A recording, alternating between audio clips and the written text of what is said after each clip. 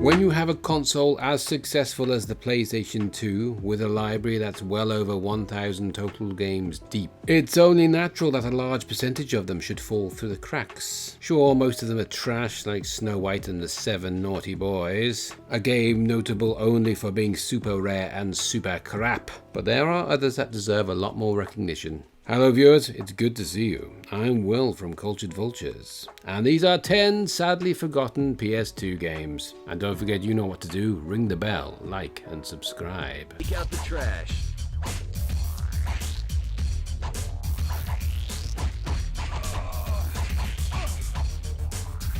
The Dead to Rights franchise actually ended up spawning quite a few sequels over its 8-year run, culminating in a fourth game, Retribution, on the PS3 in 2010. Yet despite managing to churn out quite a number of installments over its history, Namco Home Tech's third-person cop actioner never really found the mainstream audience it deserved, drawing influence from the noir cop genre as a whole, not to mention 2001's excellent Max Payne. Dead to Rights followed Officer Jack Slate tracking down his father's killer, a generic story of cop revenge that nevertheless fits with the cliches of the genre as a whole. Dead to Rights was never revolutionary in terms of its narrative or how it told it, but it did have some immensely enjoyable shooting mechanics similar to those found in later games like Path of Neo or Total Overdose. The influence of Max Payne was clear for all to see, but Dead to Rights had enough separate identity to justify its own existence, with the inclusion of both the beat-em-up combat sections and the use of Shadow, Jack's personal attack dog and one of gaming's goodest boys.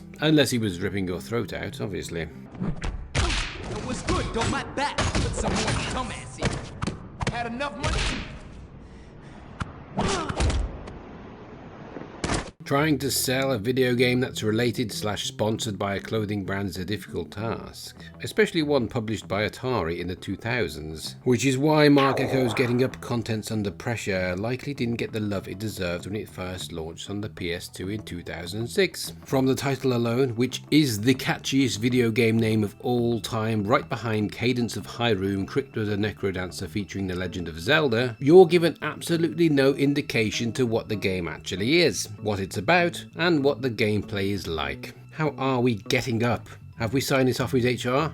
Who's under pressure? What's a Mark Echo? In reality, Mark Echo's Getting Up is like 3 games in one, offering platforming and competent beat-em-up action as its main features, but the real highlight is the love and admiration shown to the graffiti community. Set in an authoritarian city cracking down on all forms of public disobedience, graffiti included, you'll essentially start a paint and flyer based revolution. Of course, if that doesn't work, you'll be able to grab a bit of plywood and smack some jackboots across the face.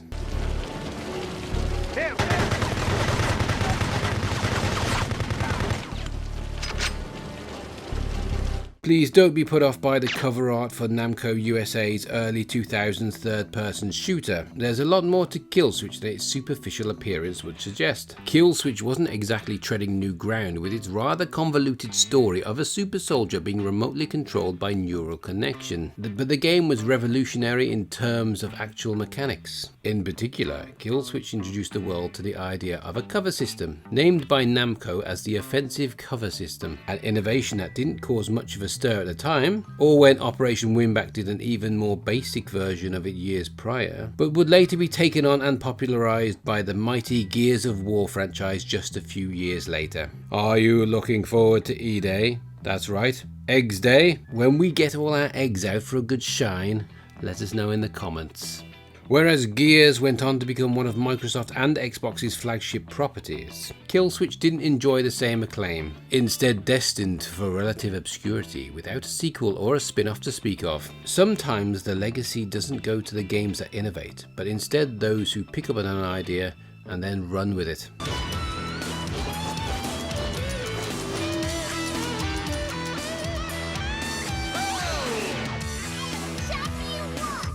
Some people might consider the Guitar Hero series to be the ascension of the rhythm action genre in popular culture, but that is only because Guitar Man didn't take off in a way that it should have as God intended. Sure, the game is probably a bit too conceptually weird to really earn a mainstream following, But those who were willing to have a go at this overlooked PS2 classic found a game that defied all expectations and conventions to create something utterly brilliant. Playing out like a Super Sentai anime but with a guitar and some cool solos, players control U1, a shy and nervous high school boy who's often the recipient of bullying. One day after being attacked, his dog transforms, handing U1 a weapon called the Last Gitaru, which then lets U1 transform into the titular Gitaru Man. Following along at home, with a sick guitar weapon in hand, Gitaru Man then throws 10 excellent songs at you, each more difficult than the last. It's a short experience, but the mark makes it indelible.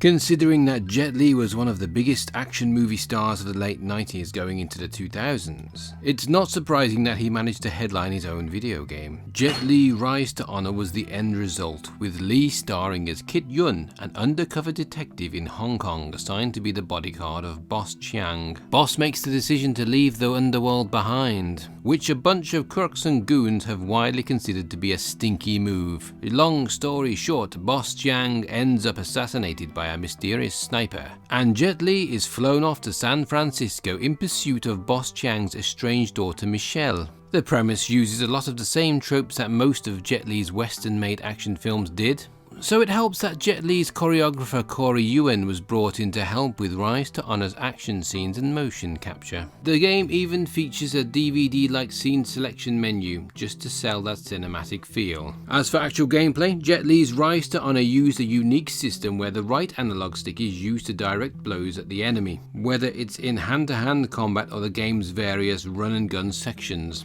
Rise to Honor's uncomplicated premise and full-throttle approach to gameplay meant that it was never going to win huge awards, but it definitely deserves to be remembered more than it is. If you want more 2000s as hell action, then check out Stranglehold, which came out on the following generation.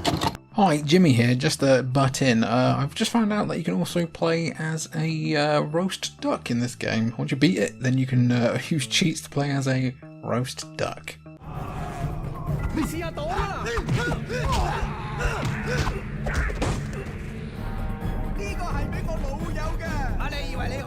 Is it too late for Game of the Year? Anyway, I'll give you back to Will now.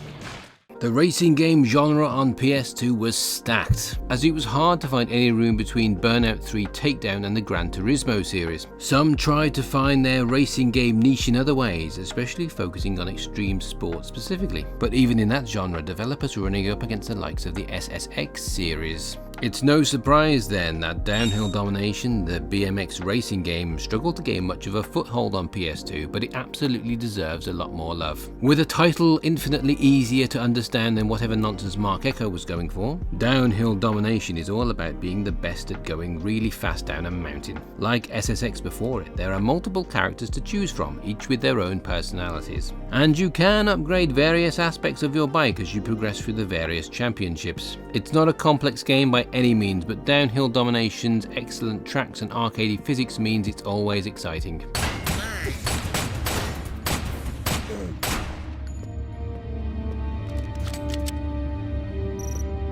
The original Headhunter garnered its fair share of acclaim at the time of its release, still remembered by some corners of the gaming community for being a reverential evocation of all that was good about 80s action cinema. It also had one of gaming's earliest fully orchestral scores, courtesy of Richard Jacques, and boasted the first ever video game soundtrack to be recorded at Abbey Road Studios. Headhunter Redemption didn't end up with quite the same legacy, instead falling through the cracks to become one of the most underrated PS2 games of all time. Redemption is set 20 years after the events of the first game and sees the original protagonist Jack teaming up with a new partner named Lisa X. It's the future, I guess, who unravel a conspiracy when attempting to prevent a group of arms smugglers. Poor old Headhunter Redemption had been so buried that it's the sort of sequel that most don't even know exists. And it certainly didn't help that the game's creator, Swedish devs Amuse, went bust not long after Redemption hit the market. If you do manage to snag a copy, you'll probably be sitting on a rare piece of valuable gaming history in 50 years' time. Maybe.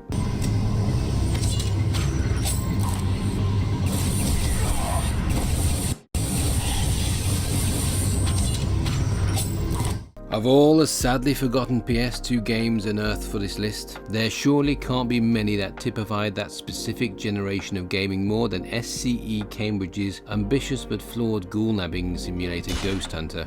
You can't help but feel sad that a mid-tier oddity like Ghost Hunter simply won't get published by the Sony of today. The 2004 release follows Lazarus Jones, a man whose name makes him sound like a 50s soul singer but is actually a Detroit cop tasked with rescuing his partner from a ghost realm after he's been ghost-napped by ghouls. That old chestnut. Ghost Hunter is such a weird game that it's hard to look back on it and believe it really existed. But beneath the odd setup and some understandably dated visuals that were nevertheless absolutely exceptional at the time, it was one of many releases on the PS2 that could claim to have a heart. Quite fittingly, it truly felt as it had a genuine soul. You can play this on your PS5 right now, and you really, really should.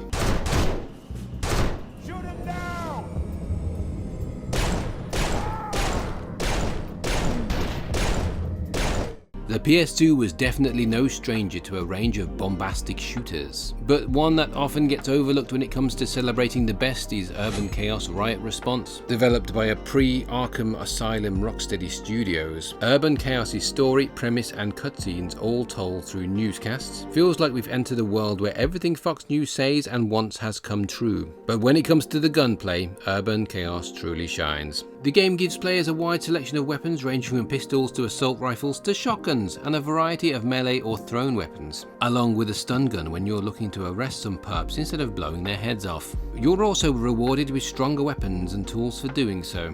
However, Urban Chaos's real highlight is the ballistic shield, giving you a much needed defense option during heavy firefights. Close the distance, bash them with your shield, win. It never gets old.